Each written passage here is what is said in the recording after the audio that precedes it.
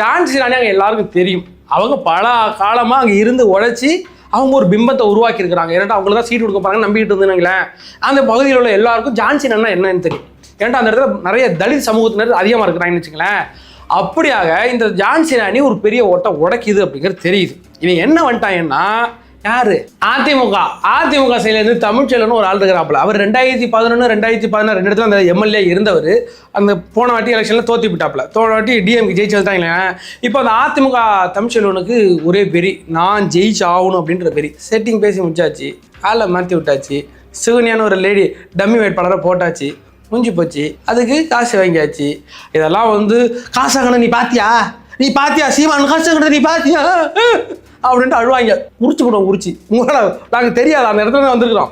எல்லா காலத்துலையும் அதான் பண்ணிக்கிட்டு இருந்தேன்.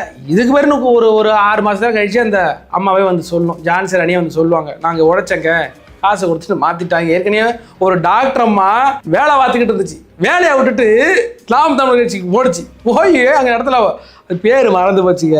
அந்த இடத்துல நின்று தோற்று போச்சு. கடைசியில் அந்த கட்சியை விட்டு வெளில நான் எவ்வளோ பெரிய தொழிலை விட்டுட்டு நான் கட்சிக்கு போனேன். ஆனால் அங்கே உள்ள மாவட்ட செயலாளர் திமுகட்ட காசு வாங்கிட்டு என்னை தோக்கடிக்கிற எல்லா வேலையும் பார்த்தாரு. எனக்கு தெரியும் நான் தோற்று போகிறேன், ஆனால் இவ்வளோ மோசமாக தோற்று போய்ட்டு எனக்கு தெரியாது. அதுக்கு பிறகு தான் தெரியும், அதுக்கு பிறகு தெரியும் ஒரு பெரிய வேலை இருந்துச்சு அப்படிங்கிறது தெரியும். அப்படியாக அயோக்கியர்களின் ஒட்டுமொத்த கூடார கழகம் மாறி இருக்கின்ற நாம் தமிழர் கட்சி 2% தாண்டக்கூடாது.